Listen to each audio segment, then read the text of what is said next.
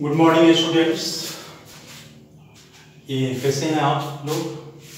आज हम लोग ये टाइप्स ऑफ केमिकल रिएक्शन के बारे में पढ़ेंगे। कल हम लोग डिस्कस किए थे केमिकल रिएक्शन इन इक्वेशन में ये बैलेंस्ड और अनबैलेंस्ड केमिकल इक्वेशन तक। Now second class types of chemical reaction. There are various types of chemical reaction, जैसे कि हम लोग जानते हैं।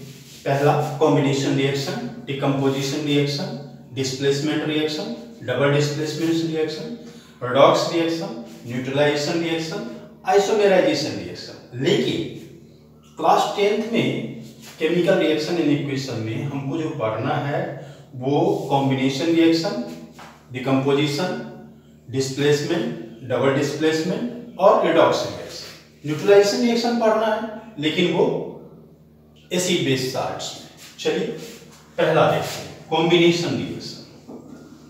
पहला टाइप हो गया combination reaction.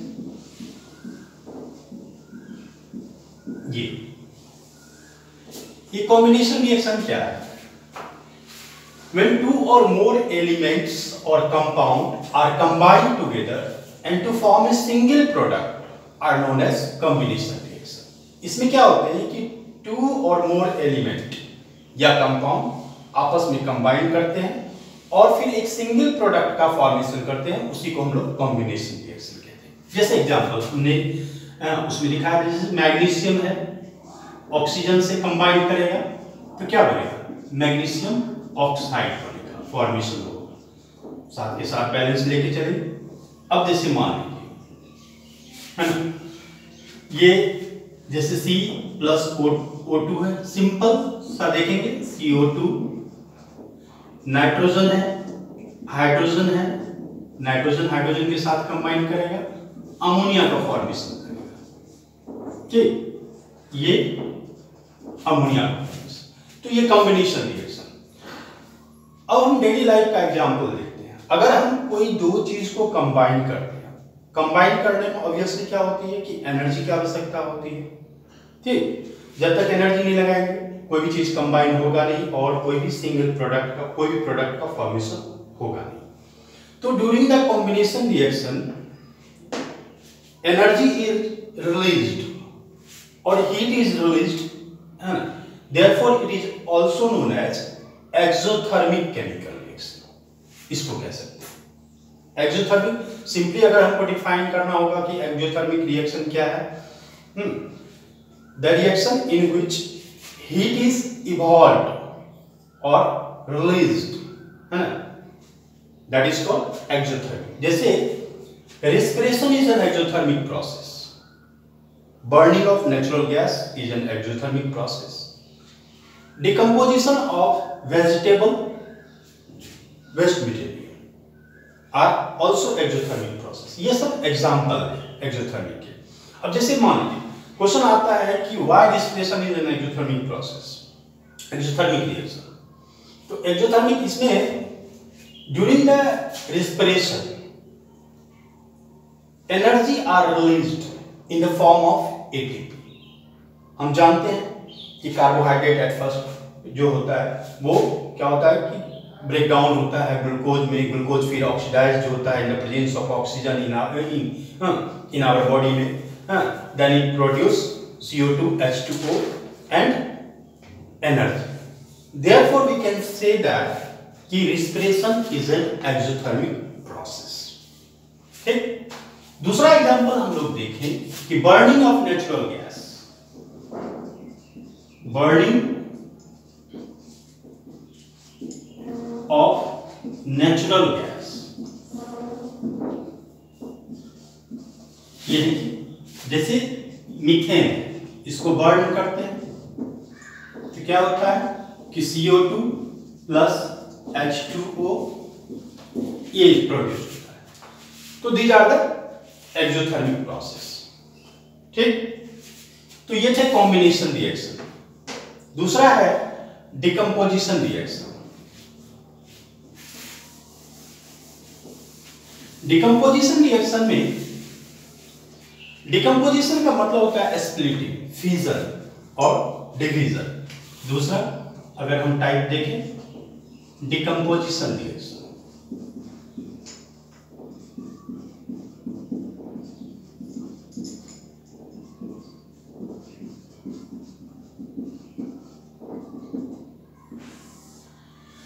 Decomposition reaction is the opposite of combination reaction. इसमें क्वेश्चन भी आता है बोर्ड में कि why decomposition reaction is known as is the opposite of combination reaction, because in this reaction the single compound are split and to form two or more new product. Therefore it is also known as it is the opposite of combination reaction. हमने देखा combination reaction में to or more elements और compound आपस में जुड़ते हैं और एक सिंगल प्रोडक्ट का फॉर्मेशन करते हैं, जबकि डिकम्पोजिशन रिएक्शन में एक सिंगल कंपाउंड स्प्लिट होता है और to or more new product का फॉर्मेशन करते हैं, और इसी को हम लोग डिकम्पोजिशन। जैसे कि मान लीजिए देखिए हमने देखा जैसे कैल्शियम कार्बोनेट ये हीट करेंगे तो ये टूटेगा CaO कैल्शियम ऑक्साइड, जिसको कि हम लोग क्विकलाइन भी कहते हैं, प्लस CO2 कार्बन डाइऑक्साइड। ठीक, अब जैसे मान लीजिए आयरन सल्फेट FeSO4 है तो ये टूटेगा, इसको जब हीट करेंगे ये टूटेगा Fe2O3, जिसको हम लोग हेमाटाइट भी कहते हैं, आयरन के ओर्स हैं, oxide plus oxides of sulphur. ये तीसरा एग्जांपल अगर देखते हैं लेड नाइट्रेट PbNO3 का होल्ड लेड नाइट्रेट, इसको भी lead oxide PbO plus NO2 ये प्लस O2, तो ये कह सकते हैं लेड नाइट्रेट डिकम्पोज हुआ, लेड ऑक्साइड प्लस NO2 में टूटा प्लस ऑक्सीजन। इसके बाद डिकम्पोजिशन रिएक्शन अगर हम यूं कहें कि there are 3 types of decomposition reaction. पहला थर्मल डिकम्पोजिशन, फोटोकेमिकल डिकम्पोजिशन और इलेक्ट्रोकेमिकल डिकम्पोजिशन या इलेक्ट्रोलाइटिक डिकम्पोजिशन रिएक्शन।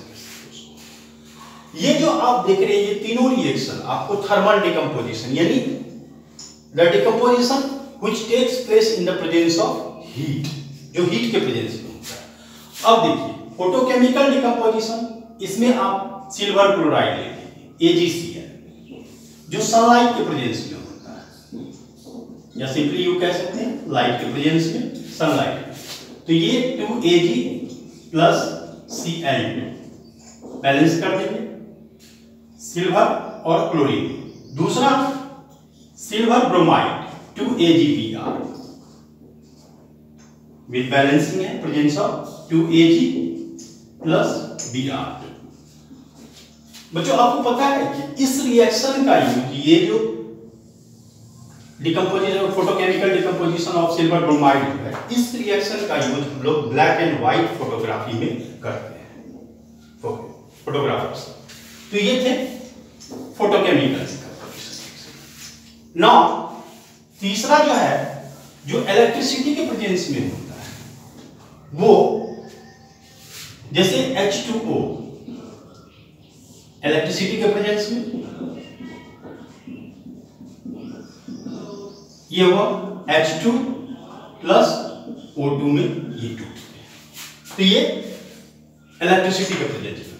तो हमने देखा कि डिकम्पोजिशन रिएक्शन जो होते हैं वो हीट के प्रेजेंस में, सनलाइट के प्रेजेंस में और इलेक्ट्रिसिटी के प्रेजेंस में। ठीक, ड्यूरिंग द डिकम्पोजिशन रिएक्शन इसमें क्या होता है कि कॉम्बिनेशन रिएक्शन में हीट आपको रिलीज होती है और डिकम्पोजिशन रिएक्शन में क्या होगा कि हीट एब्जॉर्ब होगा। Therefore it is also known as endothermic process और एंडोथर्मिक रिएक्शन इसको बोल सकते हैं। ठीक, इसलिए कॉम्बिनेशन जो है वो एक्सोथर्मिक है और डिकम्पोजिशन जो है वो एंडोथर्मिक है। ठीक है, अगर आपको पसंद आई हो तो इसे लाइक करें, सब्सक्राइब करें और घर में बिल्कुल सेव रहें ड्यू टू हमारा देश, हमारा समाज एक बहुत बड़ी महामारी के दौर से गुजर रहा है। So good bye.